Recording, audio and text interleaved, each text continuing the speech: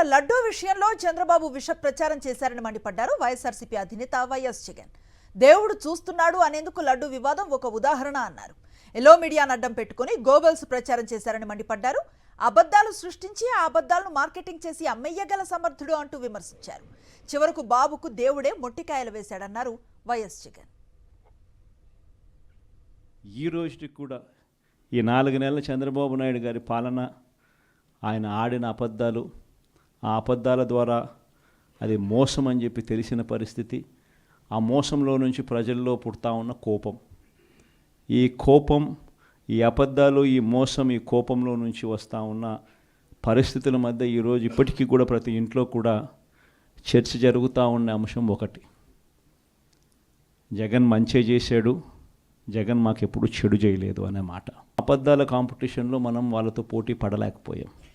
ఈరోజు వెనక్కి తిరిగి చూసుకుంటే ఎందుకు ఇలా జరిగింది అని వెనక్కి తిరిగి చూసుకుంటే దానికి కారణం ఇంతకన్నా వేరే కారణం ఏమీ లేదు. రాజకీయాలలో అధికారంలో ఉంటామా, అధికారం లేకపోతామా అనే సెకండరీ విషయం. కానీ క్యారెక్టర్ అనేది, క్రెడిబిలిటీ అనేది, ఈ రెండు మాత్రం రాజకీయాలలో చాలా అవసరము అనేది మాత్రం ఖచ్చితంగా చెప్తాను.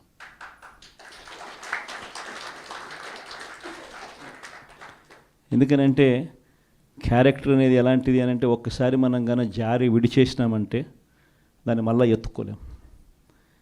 క్రెడిబిలిటీ అన్నది పోయింది అని అంటే మళ్ళీ దాన్ని మనం వెతికి తెచ్చుకోలేం.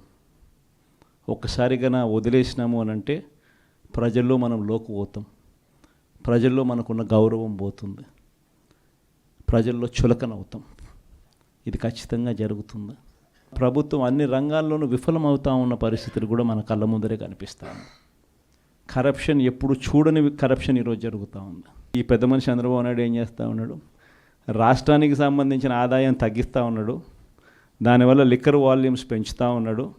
లిక్కర్ వాల్యూమ్స్ పెరిగినందుకు డిస్టిలరీ వాళ్ళు చంద్రబాబు నాయుడుకు ముడుపులు ఇస్తూ ఉన్నారు. కంటికి కనిపిస్తూ ఉన్న స్కాము. లాటరీ పద్ధతి అంటాడు. ఎవడు లాటరీ, ఏమి లాటరీ, ఏం పద్ధతి? వీళ్ళు వేసుకున్న వాళ్ళకే, వీళ్ళకి ఇచ్చుకునే వాళ్ళకి, వీళ్ళకి కావాల్సిన వాళ్ళకే షాపులు.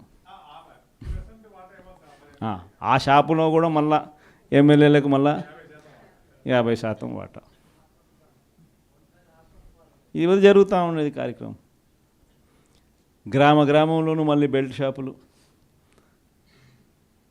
మన కళ్ళ ఎదుటే కనిపిస్తూ ఉన్న సత్యాలు. ఒకవైపున బిచ్చలవిడి కరప్షన్, ఒకవైపున చూస్తే చదువుల రంగం చూస్తే పిల్లలకు కట్టాల్సిన ఫీజు రీయింబర్స్మెంట్ సైతం 3 క్వార్టర్లు అయిపోయింది. ఎవరైనా ఇంజనీరింగ్ చదువుతూ ఉన్న పిల్లలు ఎవరైనా ఉంటే, డిగ్రీ చదివిస్తూ ఉన్న పిల్లలు ఎవరైనా ఉంటే, మెడిసిన్ చదివిస్తున్న పిల్లలు ఎవరైనా ఉంటే, తల్లిదండ్రులు ఈరోజు నరకయాతన పడుతూ ఉన్నారు ఆ పిల్లల ఫీజుల కోసం. మన ప్రభుత్వ హయాంలో 1 క్వార్టర్ అయిపోయిన వెంటనే, 3 నెలలు అయిపోయిన వెంటనే ఫీజు రీయింబర్స్మెంట్ డబ్బులు పడేటి. ఇప్పుడు 3 క్వార్టర్స్ అయిపోయినాయి. విద్యా దీవెన లేదు, వసతి దీవెన లేదు, అమ్మఒడి లేదు, గోరుముద్ద నీరు గార్చినారు. బడులలో ఇంగ్లీష్ మీడియం గాలికి ఎగిరిపోయింది. సిబిఎస్ఈ పోయింది, టోఫుల్ పోయింది. వైద్య రంగం చూసుకుంటే కడతా ఉన్న 17 మెడికల్ కాలేజీలు, గవర్నమెంట్ రంగంలో కడతా ఉన్న 17 మెడికల్ కాలేజీలను కట్టాల్సింది పోయి, ఆ 17 మెడికల్ కాలేజీలు 5 మెడికల్ కాలేజీలు మనం ఉన్నప్పుడే ప్రారంభం కూడా అయిపోయాయి. ఇంకొక 5 కాలేజీలకు సీట్లు కూడా వచ్చాయి. సీట్లు వచ్చినేటి వద్దన్నాడు, కడతా ఉండేటి ఆపేశాడు. అది కూడా అమ్మేస్తారంట. 104, 108 ఎంప్లాయీస్కి ఇంతవరకు చంద్రబాబు నాయుడు ప్రభుత్వం వచ్చిన తర్వాత జీతాలు లేవు.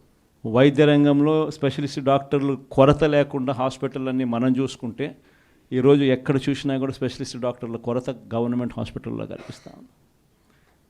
మనం GMP ప్రమాణాలు, WHO ప్రమాణాలు గల మందులు మనం గవర్నమెంట్ హాస్పిటల్లో నెలకొల్పే కార్యక్రమం మనం చేస్తే ఈరోజు ఆలోచన కూడా ఎవరికీ లేదు. వ్యవసాయం చూసినా అంతే. రైతులకు ఉచిత పంటల బీమా గాలికి ఎగిరిపోయింది.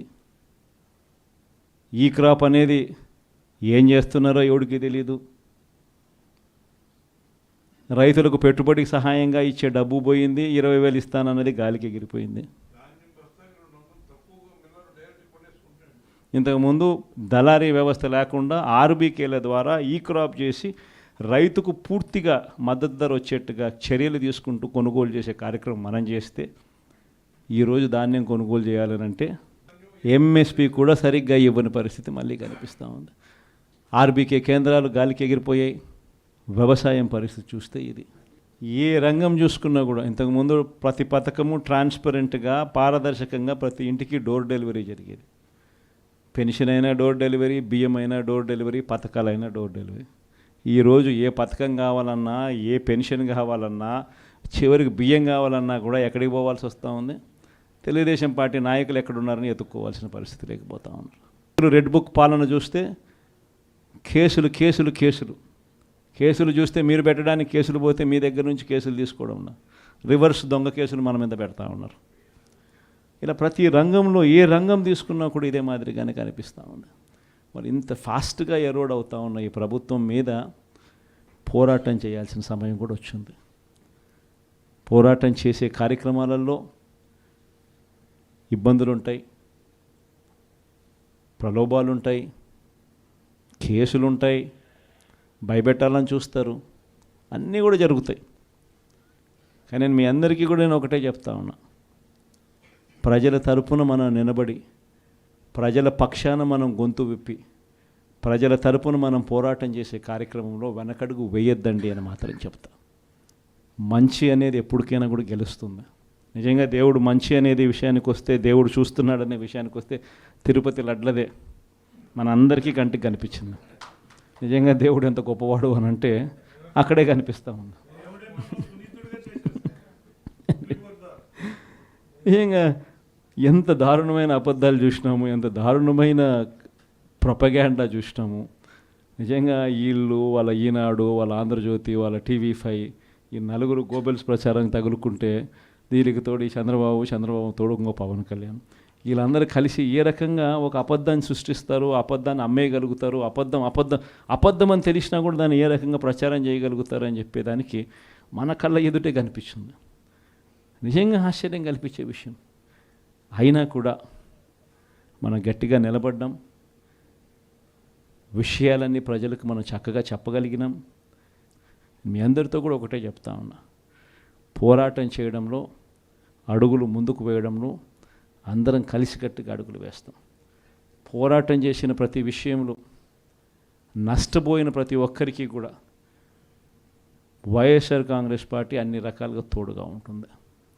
రేపొద్దున ఎవరైతే ఎక్కువ నష్టపోయి ఉంటారో వాళ్ళందరినీ ఏరుకొని మరీ వాళ్ళందరికీ పదవులు ఇచ్చే కార్యక్రమం దగ్గరుండి నేను చేస్తానని చెప్తాను. ఇది మాత్రం నేను చెప్తా ఉన్నా, ఖచ్చితంగా జరుగుతుంది, ఖచ్చితంగా చేస్తామని. ఈ విషయాలన్నీ కూడా మీకు చెప్పి మరొకసారి మీ అందరికీ కూడా ఇదే పోరాట పటిమ చూపించాలని చెప్పి కూడా మనందరినీ కూడా సవినీయంగా కోరుతా ఉన్నా.